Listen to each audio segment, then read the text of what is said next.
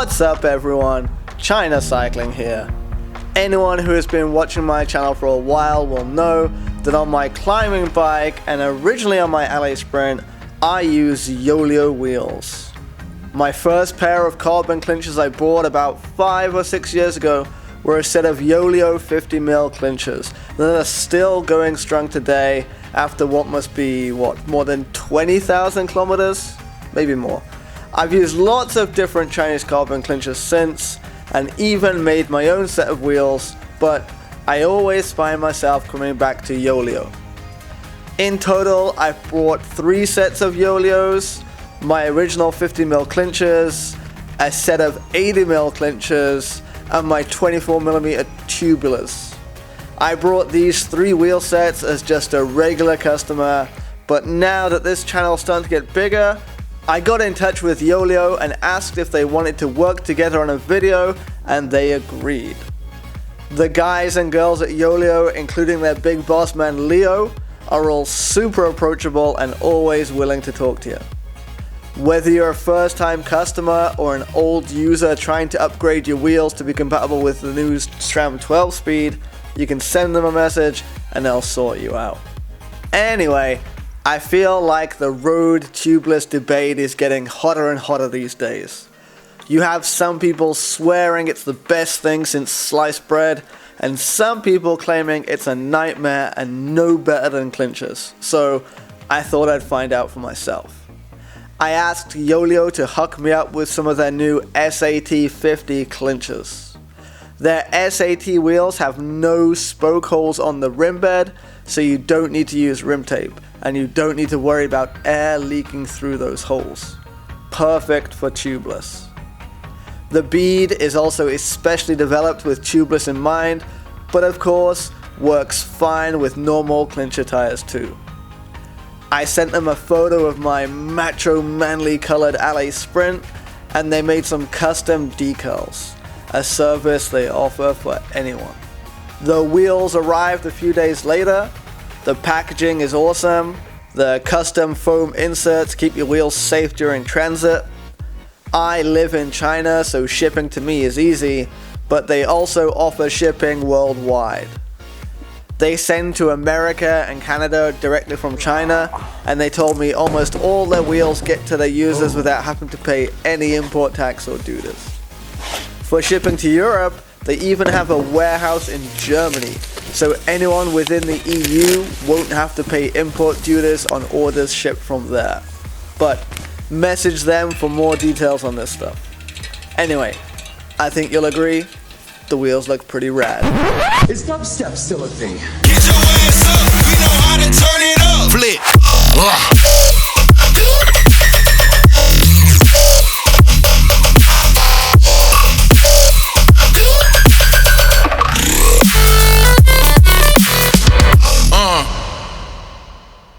Sorry about that. Editing these videos can be a bit boring, and sometimes you just have to let loose your inner editor. Anyway, in the box were the usual accessories of QR skewers and brake pads. The skewers are decent too at 47 grams for the set. I definitely recommend using the pads they provide. I was using some cork Baradine pads that I was using with my 454 wheel set. And then when I first installed these Yoeleo wheels with those other brake pads, the braking was really mediocre. I talked to Yoeleo and they told me to try their pads. So I swapped to their pads and I was blown away at the difference. With the Yoeleo pads, the braking was super sharp. Winner winner, chicken dinner. On the wheels, you'll see a tag boasting about the company's history. They've been in the carbon business for more than 10 years, and the Yoeleo brand has been around for 7 years. On the back, you'll see a UCI logo because these wheels are UCI approved. One of the biggest quips you'll get from people who are anti-Chinese carbon is that the wheels aren't safe and will just explode as soon as you hit a pothole, yada yada yada. Well, that's just not the case, or at least not with Yoeleo. They test their wheels to UCI standards and even above UCI standards. The UCI wheel tests are actually pretty easy to pass, so Yoeleo go above and beyond that. They sent me the videos of their UCI testing procedures, and even sent me some videos of them testing their SAT carbon rims. With 300 kilograms of force from above, the rim flexes just 7 millimeters. And remember, that's just the rim, with no spokes to resist the pressure and keep the rim round.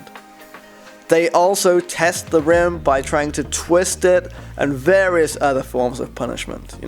This is not some guy making wheel sets in his shed. Now, I don't think you can put out a wheel set in 2019 without it being tubeless ready. This would be my first road tubeless experience. I don't really do mountain biking either, so have zero experience of tubeless bike tires in general. Like you guys, I get lots of my cycling knowledge from YouTube, and like you, I take everything with a pinch of salt. Sometimes the only way to know the truth is doing it yourself. On YouTube, you have people telling you tubeless is amazing, and others telling you it's terrible. I've seen the likes of Shane Miller have nightmares with tubeless, and I rate him as a decently clever bloke who knows how to take a bike apart and put it back together. Then you have the likes of GCN showing how their Mavic tubeless tires and wheels can basically ride through a nail apocalypse and keep on trucking. So let's see how I get on. I chose Schwalbe Pro 1 tubeless tires for my setup. They roll pretty well, they're relatively light, and according to bicyclerolling-resistance.com, they offer better puncture protection than even the mighty Continental GP 5000s. Unfortunately, I'm not sponsored by Schwalbe. Guys, come on, send me an email. So I paid full retail for these. They cost me 650 RMB for the pair, which is about 95 US dollars. And I went for a 25mm width to get a nice aero profile with the 25mm rim width I got on my wheels. Yoeleo also have 23 and 27mm wide rims, but I thought I'd go for the middle of the road option. I also paid 80 RMB or about 12 US bucks for a pair of tubeless valves. I went for 80mm length, which is a bit too long, but anyone who's been at the side of the road struggling to get their mini pump to catch onto a tiny valve sticking out of the rim will tell you, it's better too long than too short. In 80mm long, they were 13 grams for the pair, so that was fine too. From what I've seen on YouTube, mounting the tubeless tires and getting them to hold air is always the big headache. The tires went on the rim super easy. I've got pathetically weak hands, and I was able to get the tire bead over the rim with my bare hands, something I can never usually do with something like a GP 4000 clincher. It's the strangest feeling mounting a tire with no tube in there. You have this nagging feeling that you're forgetting something. With the tire on, I thought I'd try just adding air and getting the tire to seat with my standard floor pump, but I had no luck with that. In fairness, I didn't expect that to work. I took my wheels and tires to my local car tire shop and used their air compressor. The first time I tried, I realized their inflator head was too wide for the Presta valves, even with the valve core removed. So I had to go back home and get a Schrader to Presta adapter. It took a few minutes to get the hang of trying to hold the air hose on the valve and get the air in at the same time. A second pair of hands definitely helped, and one of the guys at the tire shop saw what I was trying to do and gave me a bit of a hand helping it and manipulating it. If you don't get it right, the air just keeps rushing out from the gap between the tire and the rim. My top tip is to push the bead of the tire deep into the rim, around and next to the valve. If you can keep the air in here, the tire will inflate pretty easily. Sorry I don't have any video of this, I had no free hands for the camera. Once you have the tire pushed down into the rim, you just use the compressor to shove a bunch of air in as quickly as you can, and eventually you'll hear a bunch of pings and pangs as the tire jumps onto the rim bead. Keep putting air in until the tire feels pretty hard, around 100 psi. At this point, you can put the valve core back in. Some of the air will escape, but it doesn't matter as long as the tire bead stays attached. With the valve core back in, you can now inflate the tires to about 100 psi. You're probably thinking, brah, you forgot the sealant. To make the whole job easier, I recommend leaving the tires on the tire overnight and adding the sealant the next day.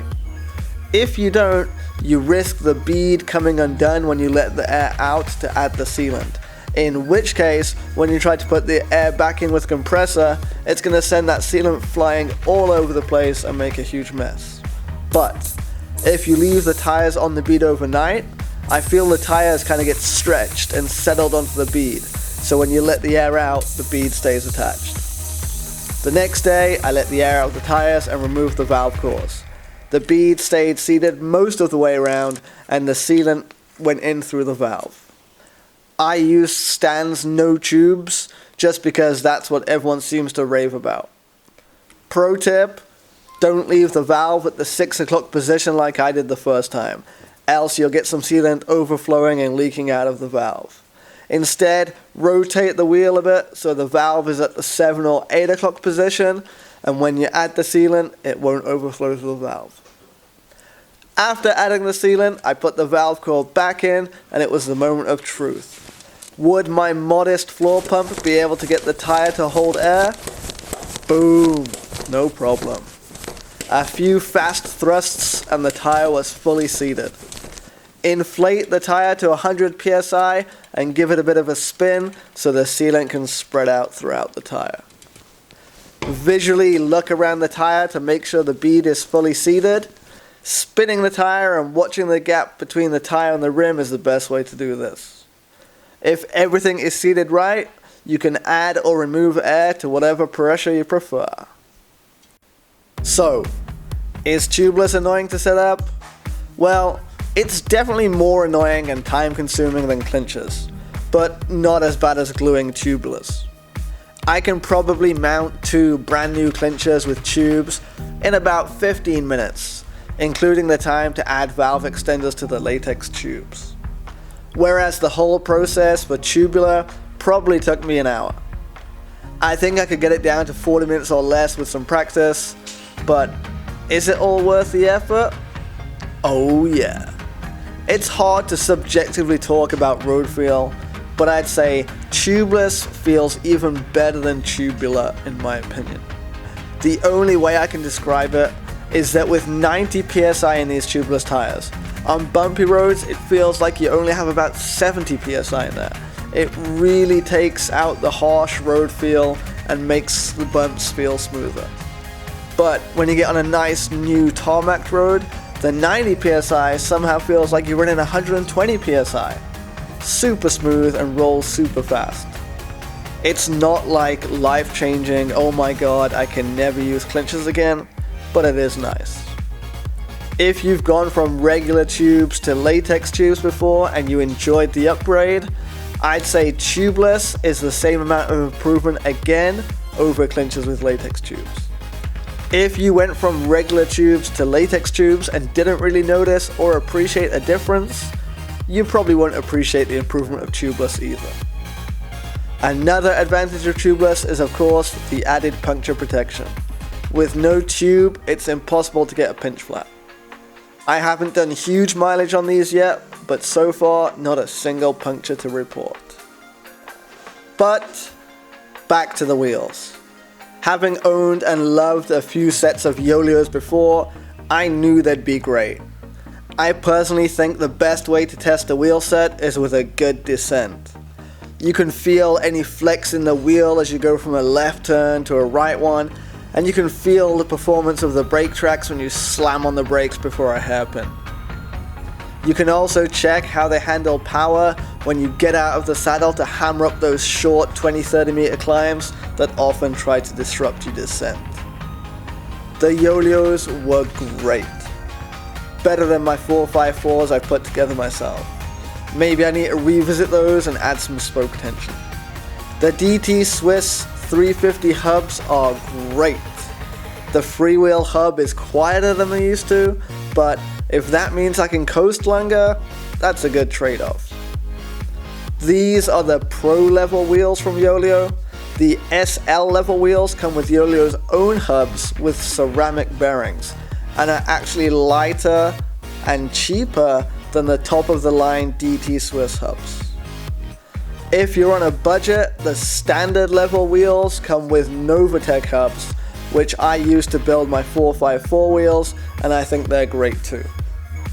Spokes are Sapim spokes with Sapim nipples, so you know they'll be fine.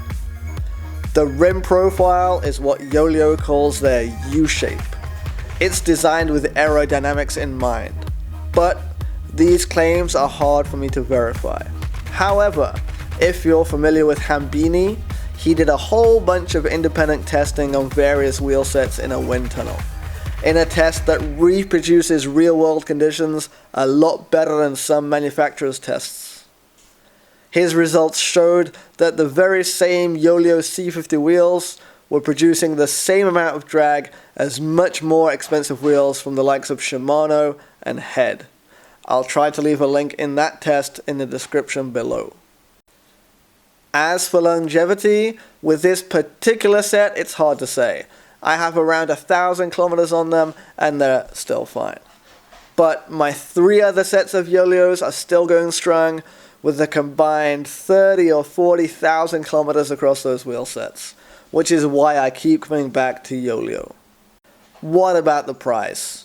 Yoeleo aren't the cheapest of the cheap. UCI testing, a warehouse in Europe, and developing your own holeless rims all adds to the overheads. These SAT 50s start at $675 for the standard model, going up to around $900 for the top-of-the-line Pro model. Still massively cheaper than most of the Western brands, who, let's not forget, are also making their wheels in China. If you're in the market for a new wheel set, check out the Yoeleo website. The link is in the description below. It is a referral link, so I do earn some commission, but Yoeleo said they'll also send a free gift for anyone who uses my link. If you think I'm selling out by doing this referral link, please remember, I've been using Yoeleo as a paying customer for 6 years now, and this is just me showing you guys a product I really believe in. Also, helping to create some revenue to help support this channel. Any questions about these wheels, let me know in the comments below, and I'll see you next time. China Cycling, out.